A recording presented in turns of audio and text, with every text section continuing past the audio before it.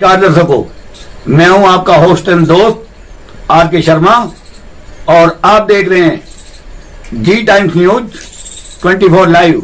आज के मुख्य समाचार। बचपन में सोचता है कि वह बड़ा होकर कोई बड़ा पद हासिल करेगा ताकि उसके माँ बाप और समाज का नाम रोशन हो। वहीं कुछ बच्चे लोगों को मारने, लूटने और उनकी जान लेने में गर्व महसूस करते हैं। कुछ ऐसी ही कहानी है सहारनपुर के मंडी क्षेत्र का रहने वाला बिल्लू सांडा की। इसका रियल नेम नदीम है। नदीम और बिल्लू सांडा पर 3 हत्याओं सहित लूट, डकैती और लोगों से फिरौती मांगने के 16 मामले दर्ज हैं। लगभग 1.5 साल से ये जेल में बंद था, लेकिन 4 जनवरी को जब उसकी पेशी होने वाली थी तभी शाम में वह जेल तोड़कर भाग गया और जेल से भागकर सीधे वह इंदिरा चौक में निवास करने वाले प्रॉपर्टी डीलर के घर पहुंच गया और उसने 10 लाख रुपए मांगे। रुपए न मिलने पर उनको मारने का प्लान बना लिया, लेकिन शुक्रवार को पुलिस ने सफदलपुर तिराहे पर उसे गिरफ्तार कर लिया और इसके बाद चोरी की बाइक, तमंचा और कारतूस जैसे कई हथियार बरामद किए गए। जिसके बाद जब इन्हें मीडिया के सामने लाया गया तब नदीम और बिल्लू सांडा ने बताया कि उसको मर्डर करने का शौक है और वो पूरे भारत का बेताज बादशाह बनना चाहता है। उसने पुलिस को धमकी भी दी कि वो उसको ज्यादा दिन तक जेल में नहीं रख सकते, वो दोबारा भाग जाएगा। उसने मीडिया को यह भी बताया कि उसने खलनायक फिल्म देखने के बाद एक क्रिमिनल बनने का सोचा। पुलिस ने मीडिया को बताया कि अगर उस दिन उसे नहीं पकड़ पाते तो वह 5 लोगों को मौत के घाट उतार देता।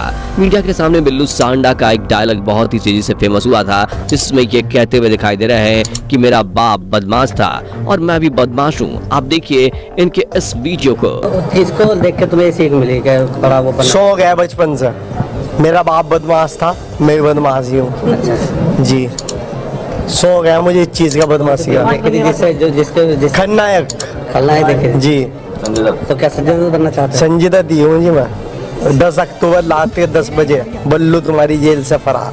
नंबर 9, सुक्खा कहलावा। दोस्तों, सुक्खा कहलावा, जिसका पूरा नाम सुखबीर सिंह कहलावा है, इसने अपने नाम अपने गांव के नाम पर रखा था। इसके पिता का नाम सुदर्शन सिंह और माता का नाम हरजिंदर कौर है।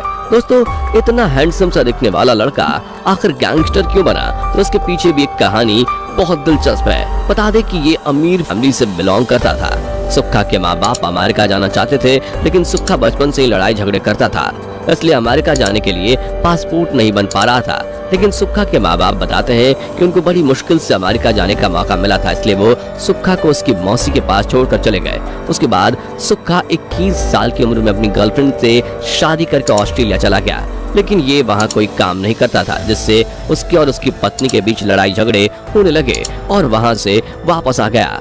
तब इसके लड़ाई झगड़े के मामले भी सामने आने लगे, जिससे इसकी पत्नी ने इसको तलाक दे दिया। उसके बाद सुक्खा बेहद ही खूंखार गैंगस्टर बन गया। बता दें कि सुक्खा पर 45 से भी ज्यादा मामले दर्ज हैं, जिसमें 2 हत्या, 8 हत्या करने का प्रयास और 7 लूट के मामले भी दर्ज हैं। लेकिन दोस्तों, 21 जनवरी 2015 के शाम को 27 साल के कुख्यात बदमाश सुक्खा कहलावा का अपने विरोधी से खून हो जाता है और ये हमेशा हमेशा के लिए दुनिया छोड़कर चला जाता है। नंबर 8, नीरज बवाना। दोस्तों, आपको पता ही होगा कि आप कितने भी गरीब माँ बाप के बच्चे हों, पढ़ लिख कर अपना और अपने समाज का नाम रोशन कर सकते हैं। वहीं कुछ बच्चे गैंगस्टर बन जाते हैं। उन्हीं में से एक परिवहन निगम बस कंडक्टर प्रेम सिंह सहरावत के बेटे नीरज बवाना का भी किस्सा है, जिसका जन्म दिल्ली के एक गांव बवाना में हुआ था। नीरज ने सिर्फ और सिर्फ 16 साल की उम्र में जुर्म की दुनिया में अपना पहला कदम रख दिया था। उसके बाद जब वह तिहाड़ जेल में था तब वहां से वह सुरेंद्र मल्लिक और नीतू दबोदा के गैंग में शामिल हो गया और उनके साथ मिलकर उसने कई बड़ी वारदातों को अंजाम दिया। जैसे इनके नाम पर रंगदारी, हत्या और लूट के मामले बढ़ते जा रहे थे, वैसे वैसे गैंग भी बड़ा हो रहा था। नीरज सहरावत का नाम भी बवाना नाम उसके गांव पर ही रखा गया। मई 2012 में नरेला विधायक सत्येंद्र राणा को फोन पर धमकी दी। फोन करने वाले ने अपना नाम नीरज बवाना बताया और उसने 40 लाख रुपए की मांग की। इसकी शिकायत दर्ज होने के बाद नीरज बवाना को गिरफ्तार कर लिया गया। साल 2014 में उसने अपने करीबी दोस्त सोनू पंडित की हत्या में शामिल संदीप टेसर की हत्या कर दी। उसके बाद नीरज बवाना का खौफ पूरे दिल्ली के साथ उसके सटे कई शहरों में फैलने लगा। आज नीरज बवाना पूरे दिल्ली का सबसे बड़ा डॉन है, लेकिन वो इस समय दिल्ली के तिहाड़ जेल में कैद है। नंबर 7 दुर्लभ कश्यप। दोस्तों हर माँ बाप चाहते हैं कि उनका बच्चा उनके ही जैसे बने, उनके जैसे काम करे, लेकिन हर बच्चा अपने माँ बाप के सपनों को पूरा नहीं करता, बल्कि उनके सपनों को चकनाचूर कर अपराध की दुनिया में भी दाखिल हो जाता है। कुछ ऐसी ही कहानी है कुख्यात गैंगस्टर दुर्लभ कश्यप की, जिसके पिता एक शिक्षक थे जो कितने ही बच्चों को एक सही रास्ता दिखाते थे, लेकिन उनके बेटे को यही सही रास्ता मंजूर नहीं था। वो शिक्षक नहीं बल्कि गैंगस्टर बनना चाहता था। इस सपने को पूरा करने के लिए उसने बहुत ही कम उम्र में जुर्म की दुनिया में कदम रख दिया। दुर्लभ कश्यप ने अपने गैंग फेसबुक पर ही शुरू किया था, जिससे बहुत से नौजवान लड़के जुड़ते गए। उसने अपने दोस्तों से मिलकर कई वारदातों को अंजाम दिया, लेकिन एक बार वह पुलिस के हाथों लग गया और उसे जेल हो गई। लेकिन वह जेल से ही अपने गैंग को चलाया करता था। जेल से छूटने के बाद वह अपने घर आया और घर जाने के कुछ ही दिन बाद दुर्लभ अपने दोस्त के साथ 11 बजे चाय की दुकान पर गया। जैसे ही वह दुकान पर गया, वैसे ही दूसरे गैंग के लोगों ने उस पर चाकू से वार कर दिया।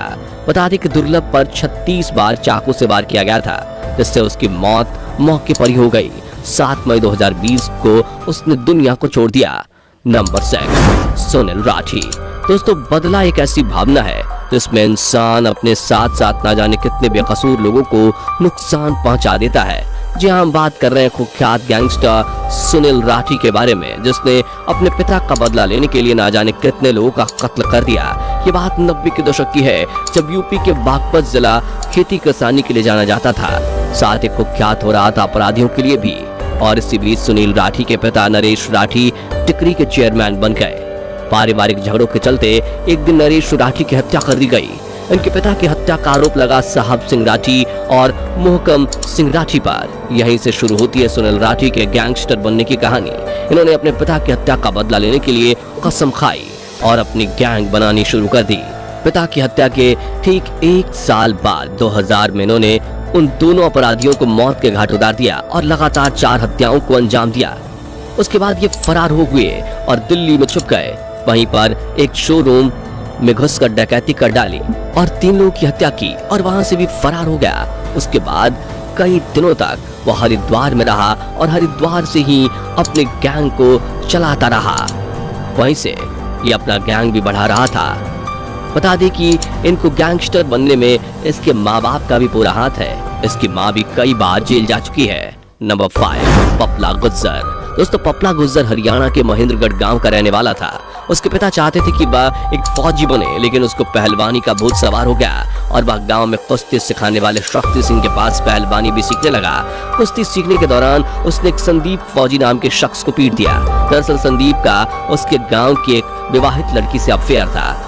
गांव वालों ने संदीप को मना किया था, लेकिन वह नहीं माना। इसलिए पपला गुज्जर ने अपने गुरु शक्ति सिंह और साथियों के साथ उसे खूब पीटा। लेकिन इस मारपीट के कुछ दिन बाद ही उसके गुरु शक्ति सिंह की हत्या हो गई। कुछ समय बाद 2000 फौजी उसकी माँ, मामा और नाना की हत्या हो गई।